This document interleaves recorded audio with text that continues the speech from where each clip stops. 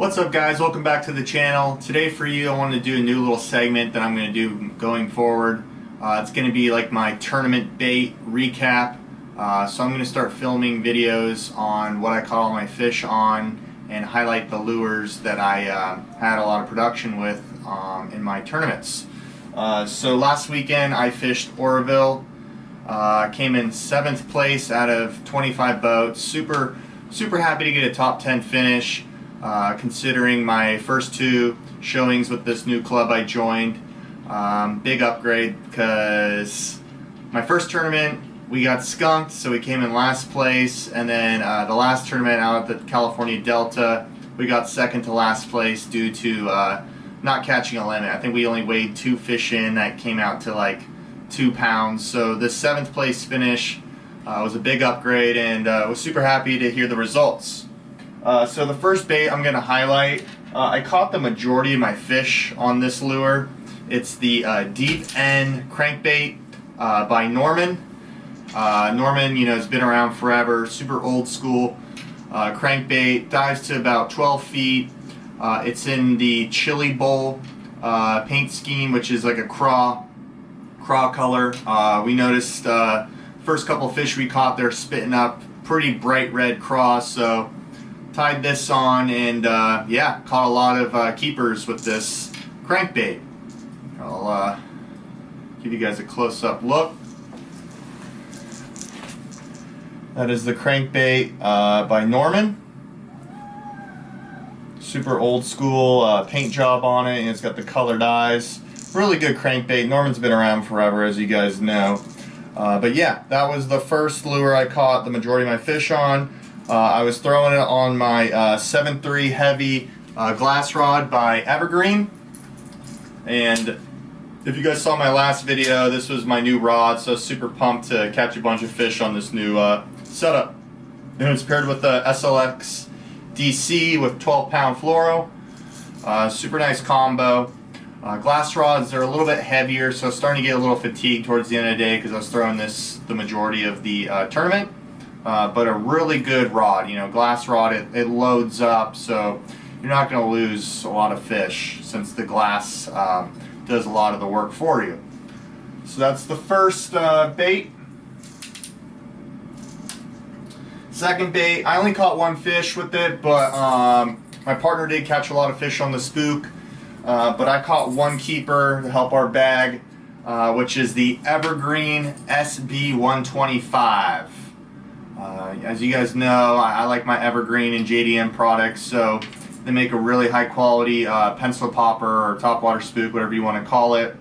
But overall, really great bait. It does the walking pretty easy. You know, you don't have to work or twitch the rod tip a whole lot. So it's a really well made and well designed lure. Give you guys a little zoom in on that. If I don't hook myself. Boom. The Evergreen SB 125. It's got a lot of rattles in there, so it's got a lot of drawing power. It's going to bring fish from out of the deep. I was fishing this really shallow along a lot of drop-offs and rock.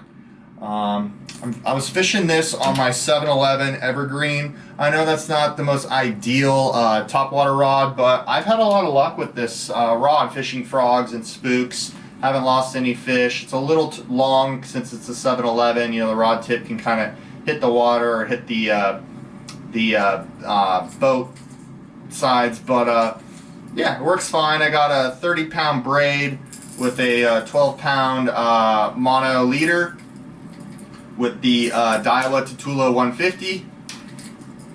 Love this setup. Super versatile. Even though this rod's designed for punching and flipping, I use this for topwater, jigs, Texas rigs. So yeah, I wish it was a little bit shorter, but have no complaints with this rod.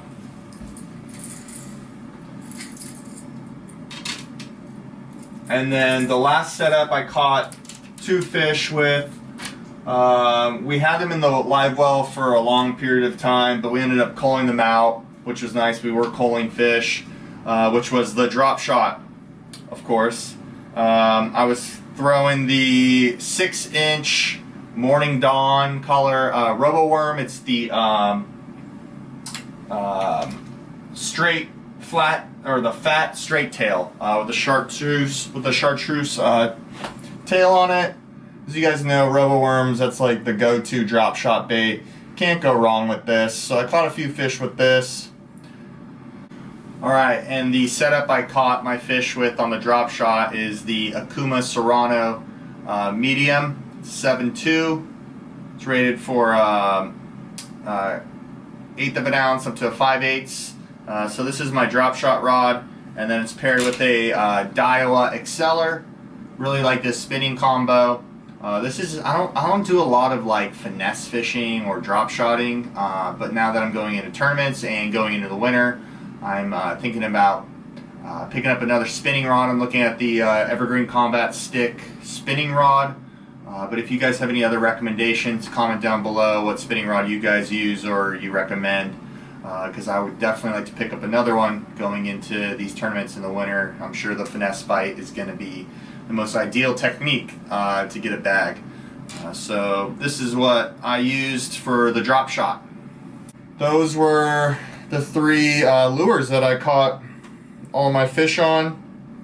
So I just want to share with you guys, you know, if you're trying to figure out what you guys want to throw in your tournaments or just on your fun weekends, give these baits a look at. Super happy with my results in the tournament, like I said.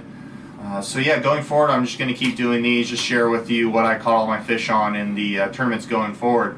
If you like this video, give it a thumbs up, comment down below, and please subscribe. I'm trying to grow this channel for you guys so you guys are entertained when you're off the water.